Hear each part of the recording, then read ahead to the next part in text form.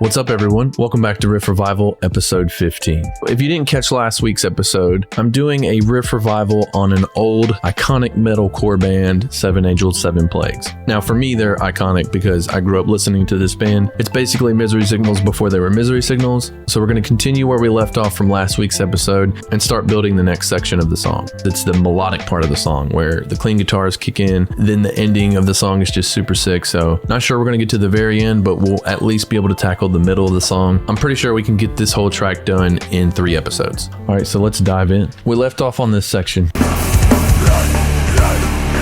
Okay, so there's a snare roll here, and I'm going to show you exactly how I did this. I didn't show you in the last episode, but I'm going to show you how I go about lining this up and then tabbing it out. First things first is we make sure the track is lined up to the click. So I'm going to turn my click on. You guys won't be able to hear that.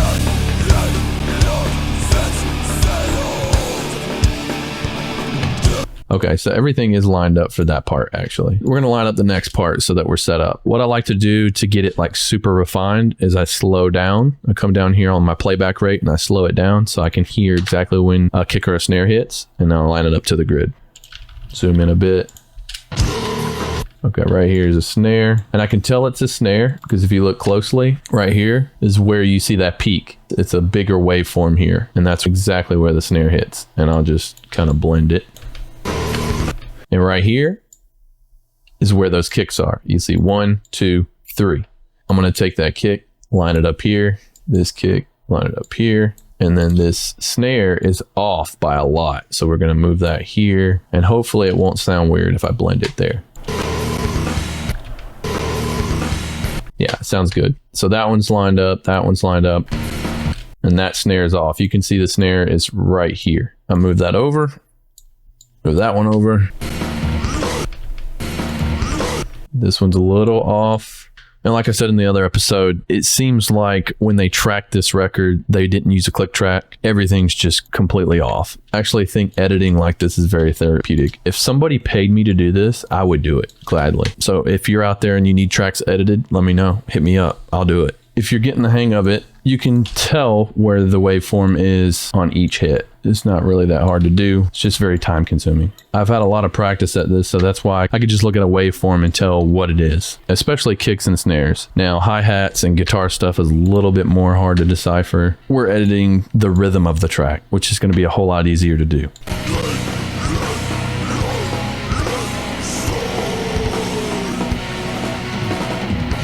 See, especially parts like this where it's like a lot going on, like snare rolls and drum fills, it's just really hard to kind of get that exactly right. So I try to leave that one as close as possible and just pick up on the beat where it should be. Now, it is a little weird. You'll hear that little stutter with the vocals, and sometimes that happens when you're doing stuff like this. Now, I am going to rip the vocals off of it with the edited take that I do here, but you're not going to be able to tell in the final mix like it sounding weird because it happens so quick. If we go here, so you can't even tell. You can when you slow it down though. Anyways, I'm going to go ahead and finish the rest of this and then we'll pick back up. So here we are back in the session. I stopped at 2 minutes and 12 seconds and we still have literally half of the song to go. Hopefully I can get all of that done in the next video. That's double what we've done so far, but I think we can get it done. Did a lot of editing. The clean part right here is my favorite.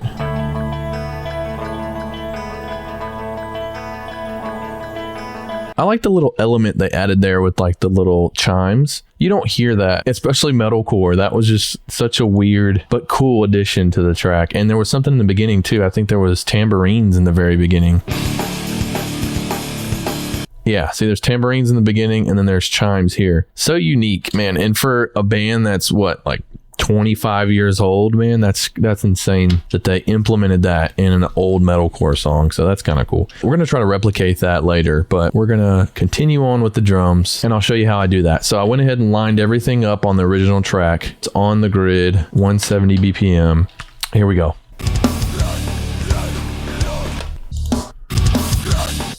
Kind of sounds like a sleep token snare a little bit. Okay, so it's an off time snare.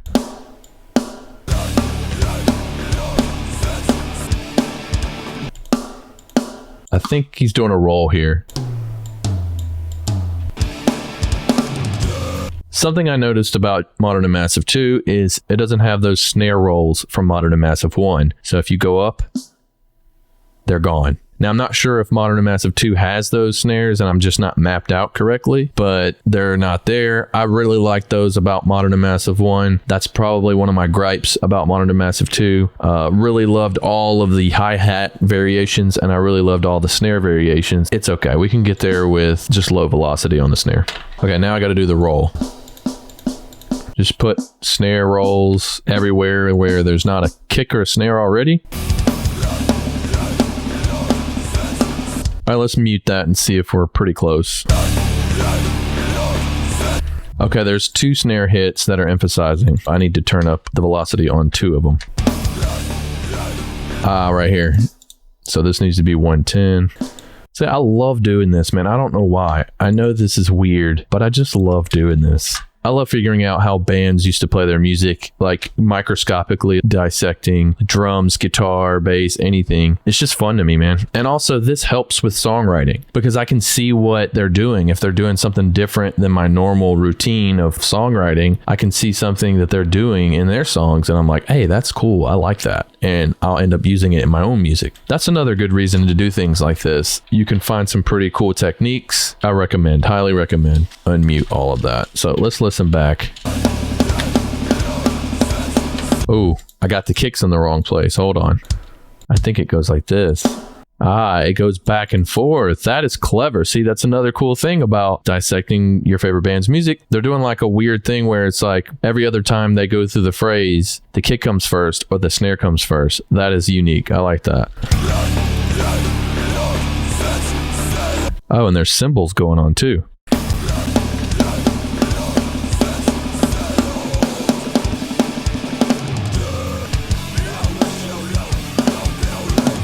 There we go. This is going to sound almost 1-for-1 on this track. And dude, that's another thing I love about Seven Angels, Seven Plagues and Misery Signals is the way they drum. I'm actually curious because this song in particular, Commentator's Despair, it sounds a lot like Brandon from Misery Signals is playing drums on this track. Now, he wasn't in Seven Angels, Seven Plagues, but maybe he did record the drums. I'm not sure. But this drumming sounds like Brandon's drumming. The use of his cymbals and his toms and just his rhythms, dude, it's like this track right here specifically just sounds very Misery Signals.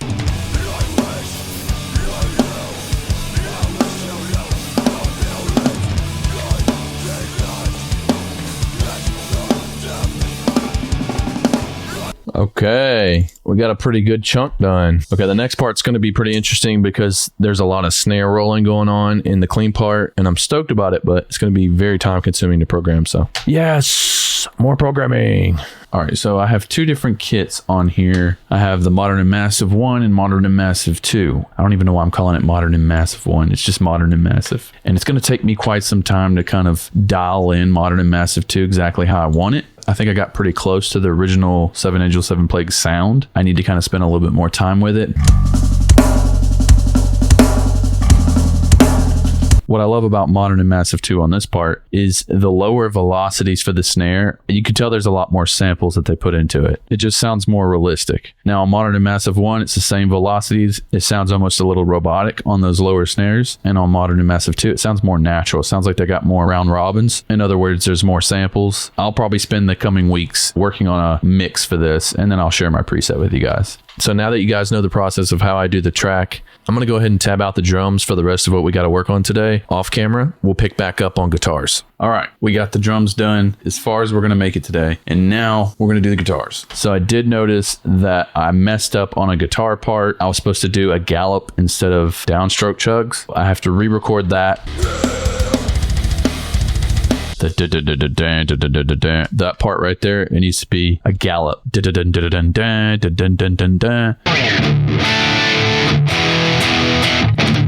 That's all we got to do. It's a gallop. And then we can move on to the next guitar part.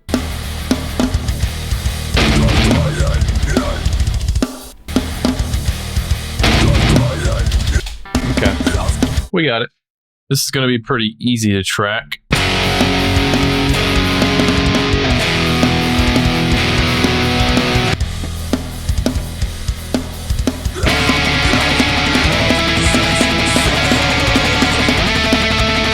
These guitar parts are actually really easy. The later half of the song is what gets a little more technical. It's pretty much just chords up until then.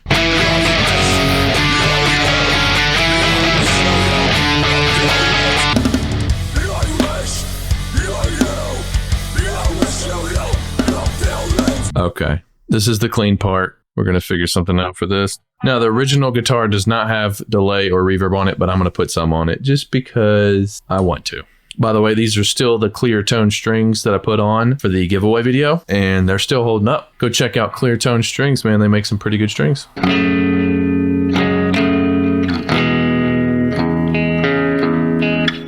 I think it goes like this.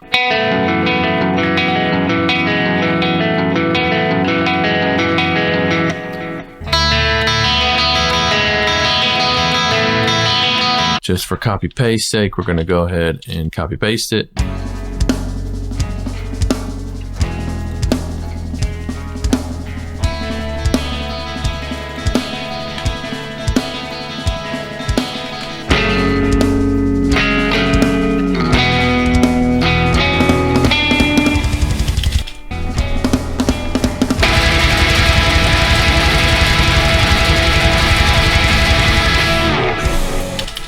Okay, before we listen to the mix, let me show you real quick what I did for vocals. So we have the track edited to the grid, everything's good. So I bounced this out and then I ran it through this free program online, vocalremover.org. It's free to use, but I think you can only use it like once or twice and then it locks you out. You got to pay for it, but I don't use it that often. I have a program that can actually do this, but it's not as good as the AI removal tool. You just browse your files for the file. It'll separate vocals and music. Pretty useful. So that's what I did here.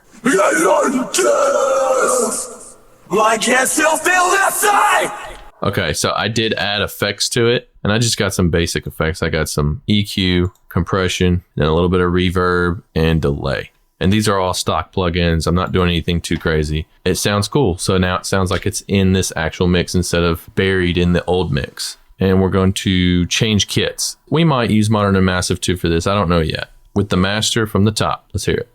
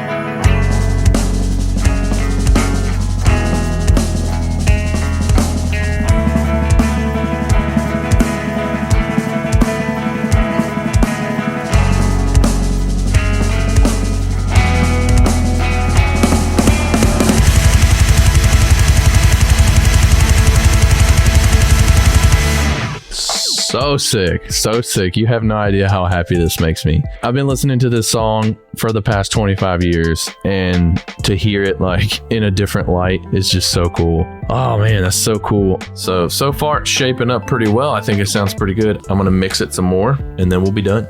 But that's gonna be it for episode 15 of Riff Revival.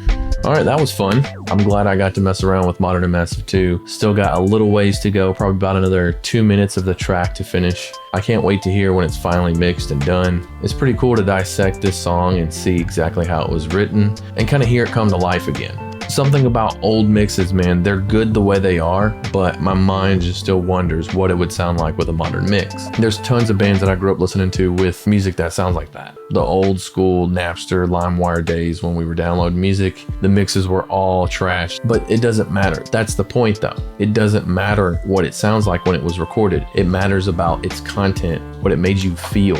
It doesn't matter if your production sounds super sick and pristine and polished. The music is what stood the test of time, not the mix. Even though I can barely pick out like what the drums were doing or like some of the guitar parts, I couldn't even really tell what each guitar was doing because the way it was blended and mixed, it was just sounded like one guitar. I don't know. That's a huge takeaway from this video is write good music. It doesn't matter what it sounds like, write good music. Just make sure the structure is good. Make sure it makes you feel something. Make sure that you're being cohesive with your parts where one part leads into the other. That's it. It's records like these that stand the test of time is because of what was written, not how it was recorded. I think a lot of people get stuck today on like what sounds good, modern mix, all this stuff. Don't worry about that. There's tons of YouTube videos showing you how to mix or showing you their version of mixing. I know my mixes are not perfect. That's not the goal for me. I just want it to sound decent, you know, something I can listen to where my ears won't bleed or where I'm like really struggling to hear what's going on in the song. Thankfully, we're in the age of technology where everybody and their grandma can have a home studio and we can make mixes sound pretty decent. I hope you guys enjoyed this episode. Like, share, subscribe, do all that YouTube stuff. With that said, I'll leave you guys this week. I'm going on vacation. I'll see you guys later. Peace, brothers. See ya.